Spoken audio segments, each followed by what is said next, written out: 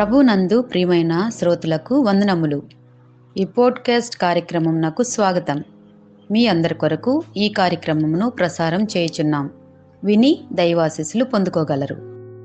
అన్నీ బాగున్నప్పుడు దేవుని మీద నమ్మకం ఉంచడం చాలా ఈజీ ఫ్రెండ్స్. కానీ పరిస్థితులు తారుమారైనప్పుడు కూడా మీరు నిమ్మలంగా నిద్రపోగలరా? రేపు ఏం జరుగుతుందో తెలియని స్థితిలో కూడా నా దేవుడు చూసుకుంటాడు అని ధీమాగా ఉండగలరా? మన జీవితం ప్రశాంతంగా సాగిపోతుంది అనుకున్నప్పుడే ఒక్కసారిగా ఊహించని తుఫాను లాంటి సమస్యలు చుట్టుముడతాయి. అది అనారోగ్యం కావచ్చు, ఆర్థిక ఇబ్బంది కావచ్చు. ఆ సమయంలో మనకు అనిపించేది ఒక్కటే, ఇంకా నా పని అయిపోయింది అని. కానీ పరిశుద్ధ గ్రంథంలో ఒక ఆసక్తికరమైన విషయం చూస్తాము.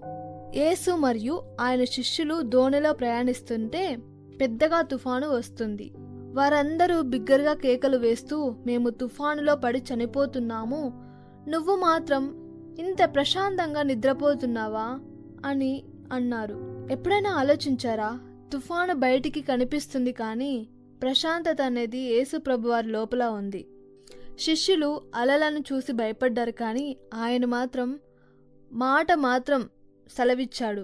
సముద్రంను గద్దించగా ఆ అలలన్నీ కూడా నెమ్మది అయినాయి. తుఫాను అంటే కేవలం సముద్రం మీదే కాదు, మన పరిస్థితిలో కూడా ఉండవచ్చు.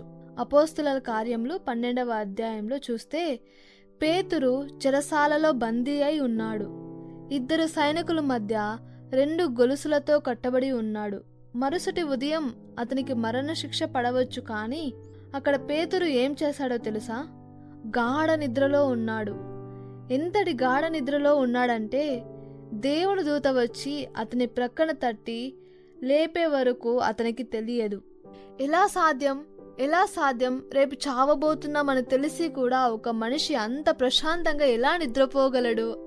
ఎందుకంటే పేతురికి ఒక గొప్ప విషయం తెలుసు.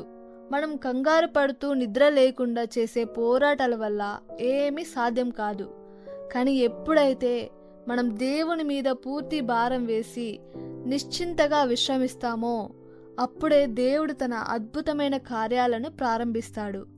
అందుకే రేపు మరణశిక్ష అని తెలిసిన పేతురు ఆ గొలుసుల మధ్య అంత హాయిగా నిద్రపోగలిగాడు. పేతురు లేవగానే ఆ గొలుసులు వాటంతటా అవే ఊడిపడ్డాయి. జైలు ఇనుప తలుపులు దానంతటా అవే తెరుచుకున్నాయి. బయట సంఘం ప్రార్థన చేస్తుంది, లోపల దేవుడు విడుదల కార్యము చేస్తున్నాడు. ఈరోజు నీ జీవితంలో కూడా అంతే. కొన్ని బంధకాలు నిన్ను ఆపుతున్నాయా? అయితే ఈ మాట గుర్తుంచుకోండి.